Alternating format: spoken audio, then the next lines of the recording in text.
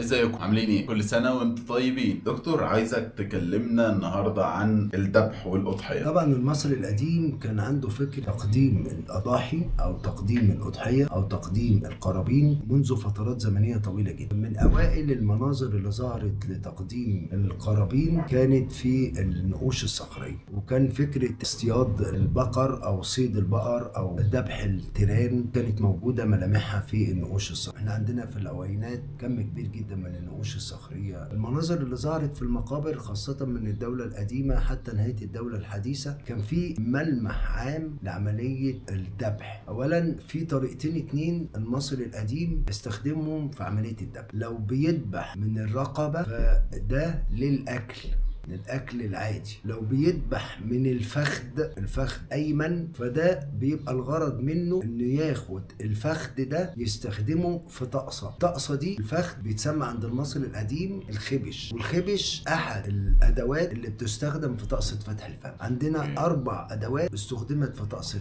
فتح الفم. أول حاجة أداة الصاع اللي هي العصاية المعكوفة شوية دي اللي استخدمتها إيزيس في فتح تابوت أوزوريس، ثم الستب اللي هي الأداة المعكوفة اللي بتنتهي بنهاية حادة أو معدنية أو فلنت، ودي بتستخدم كأداة مشهورة جدا في عملية فتح الفم، حتى موجودة في اسم رمسيس الثاني وسر معة رأس ستب إنرا. الأداة الثالثة اللي هي المحرات الخشب، لأنه بيستخدم في فتح الأرض أو في عملية إحياء الأرض، فهو برضو بيستخدم في طقسة فتح الفم. نيجي بقى للخبش، بيذبحوا الطور من الفخذ وبيفصلوا الفخذة. ليه بقى بيذبحوا الطور من الفخذة؟ لأن الفخذة فيها عرق متصل مباشرة بالقلب وبالمخ، فده اللي هو بيسموه عرق الروح، عشان كده بيبقى الفريسة أسهل إن هي تموت بسرعة. ثم بيفصلوا الرقبة، والرقبة بتتاخد تتحط عادي جدا زي ما هي على موائد القرابين. نيجي للسكينة اللي بتستخدم في عملية الذبح. زي ما احنا كده عندنا الجزار عنده أنواع معينة من السكاكين، بيستخدم سكينة للذبح وبيستخدم سكينة للتشفية اسمها البروة، وبيستخدم سكينة للتقطيع، وبيستخدم ساطور